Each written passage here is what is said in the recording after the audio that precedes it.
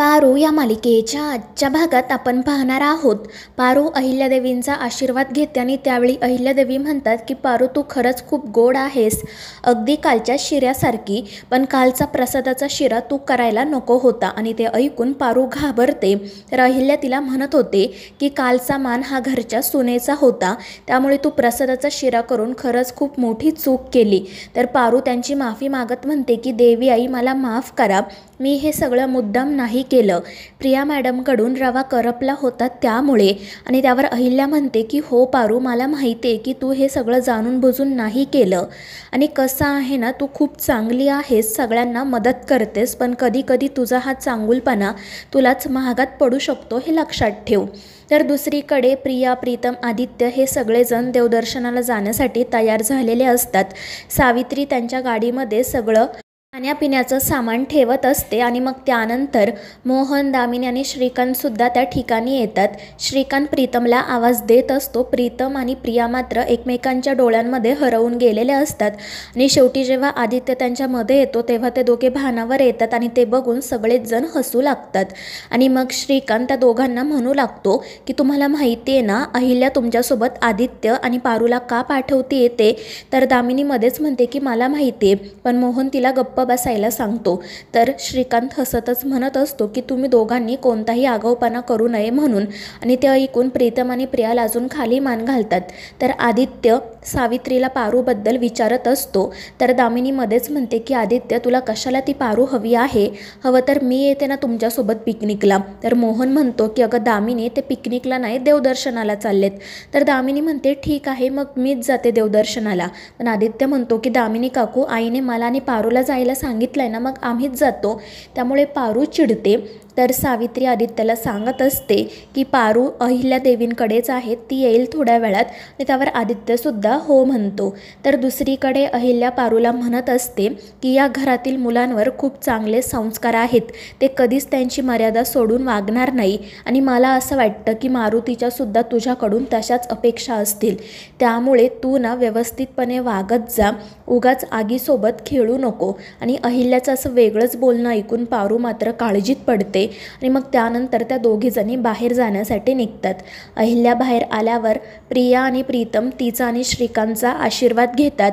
अहिल्या त्या दोघांनाही सांगत असते की मनोभावे देवदर्शनाला जा, देवाकडे प्रार्थना करा, म्हणजे देवसुद्धा तुमचं सगळं ऐकेल आणि तुमच्या सुखी संसाराला सुरुवात करा. त्यावर ते दोघेही हो म्हणतात. आणि मग ते चौघेजण देवदर्शनाला जाण्यासाठी निघतात. मात्र वाटेमध्ये एके ठिकाणी त्यांची गाडी बंद पडते, त्यामुळे ते सगळेजण गाडीतून खाली उतरतात. आदित्य नेमकं काय झाले ते बघत असतो. तर प्रिया आणि प्रीतम दुसरीकडे जात एकमेकांशी छान गप्पा मारत बसतात.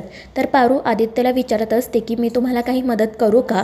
तर तो हसतच विचारतो की तुला यातलं पण सगळं येतं का. तर पारू म्हणते हो, माझ्या बाने शिकवलंय मला थोडं थोडं. आणि ते ऐकून आदित्य म्हणतो की तुझ्या बाने तुला काय शिकवलं नाही काय माहीत. तर दुसरीकडे प्रिया आणि प्रीतम एकमेकांसोबत गप्पा मारत असतात. आणि त्यांना सोबत बघून पारूला त्या दोघांच्या जागी ती आणि आदित्यच दिसू लागतात. आणि ती स्वप्नातच हरवून जाते. तिला असं वाटत असतं की ती आणि आदित्य गावाकडेच आहेत. आणि मग त्यानंतर ती त्याच सगळ्या स्वप्नात हरवून जाते आणि खूप खुश होते. तर प्रिया आणि प्रीतमची सुद्धा वेगळी अवस्था नसते, दोघेसुद्धा एकमेकांमध्येच हरवून जातात. आणि मग त्यानंतर त्यांना ज्या ठिकाणी जायचे असते त्या ठिकाणी ते चौघेजण जाऊन पोहोचतात. दुसरीकडे अहिल्या श्रीकांतला म्हणत असते की आता प्रीतमचं तर लग्न झालं, थोड्याच दिवसांमध्ये आदित्यचं सुद्धा लग्न होईल. तर श्रीकांत म्हणतो हो, आता आपण मुली बघायला सुरुवात करायला हवी. आणि तितक्यात त्यांना गुरुजींचा कॉल येतो. गुरुजी अहिल्याला म्हणत असतात की अहिल्या देवी, तुमच्या एका मुलाचं लग्न तर झालं, तुम्ही जबाबदारीतून मुक्त झालात, पण आता आदित्यसाठी मुलगी बघायला हवी. तर अहिल्या म्हणते की हो गुरुजी, आमचा आत्ता तोच विषय सुरू होता. आणि त्यावर गुरुजी म्हणतात की माझ्या ओळखीतले पुण्यातले एक गृहस्थ आहेत, त्यांची एक मुलगी आहे. खरं तर सरस्वतीच तिच्यावर प्रसन्न आहे, खूप गुणी आणि सुसंस्कारी मुलगी आहे ती, गाणंसुद्धा खूप छान गाते. जर तुमची इच्छा असेल तर मी त्यांना तुमच्याकडे पाठवू का. आणि ते ऐकून अहिल्या तर खूपच खुश होते आणि म्हणते की गुरुजी, जर तुम्हाला योग्य वाटत असेल ना तर तुम्ही नक्की त्यांना पाठवा. आणि ते ऐकून गुरुजी म्हणतात की ठीक आहे, मग उद्याच ते पाहुणे तुमच्याकडे येतील. आणि हे सगळं काही ऐकून अहिल्या आणि श्रीकांत तर खूप खुश होतात. मग अहिल्या लगेच आदित्यला कॉल करून सांगते की देवदर्शन झाल्यावर तुम्ही लगेच घरी या, आपल्याकडे महत्त्वाचे पाहुणे येणार आहेत. आणि त्यावर आदित्यसुद्धा हो म्हणतो. पण जेव्हा हे प्रीतमला कळतं तेव्हा तो नाराज होतो आणि मग त्यानंतर ते देवदर्शनासाठी जातात. दुसरीकडे दामिनी अस्वस्थपणे फेऱ्या मारत असताना स्वतःशीच म्हणत असते की त्या पारूचं ना नक्कीच काहीतरी सुरू आहे, याची आता मला खात्रीच पटली, पण काय ते मला कळायलाच हवं. आणि मग त्यानंतर ती या सगळ्याचा शोध कसा घेता येईल याचा विचार करते आणि पारूच्या घराची झडती घ्यायचं ठरवते.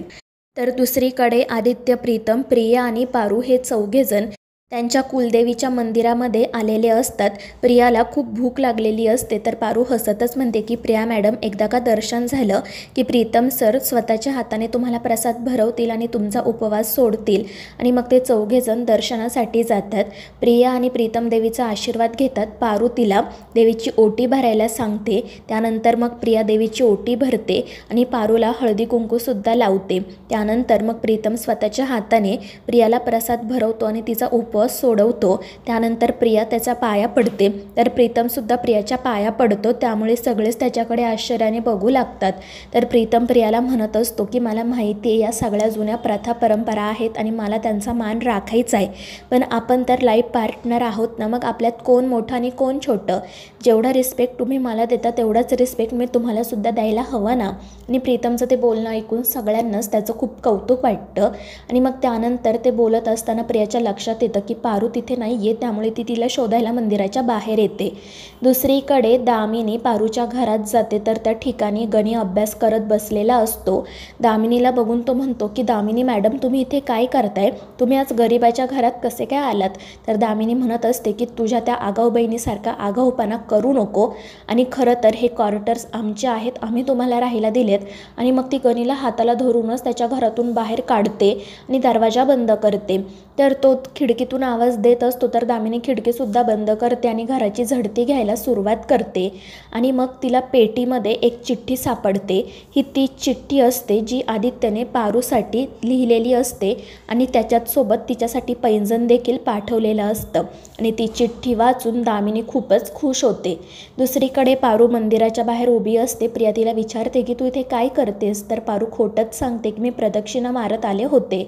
आणि मग ते चौघेजण घरी जाण्यासाठी निघणार इतक्यात पारूला चक्कर येते, त्यामुळे ते खूप घाबरतात. तर आदित्य पटकन पारूला पाणी पाजतो. त्यामुळे पारू खूप खुश होते आणि मनाशी म्हणते की देवी आई, तुझे खरंच किती आभार मानू गं, माझा उपवाससुद्धा पूर्ण झाला आणि आदित्य सरांच्या हातून पाणी पिऊन तो व्यवस्थितपणे सुटलासुद्धा. तर मित्रांनो, या मालिकेच्या पुढील भागांच्या अपडेटसाठी आपल्या चॅनेलला सबस्क्राईब करा.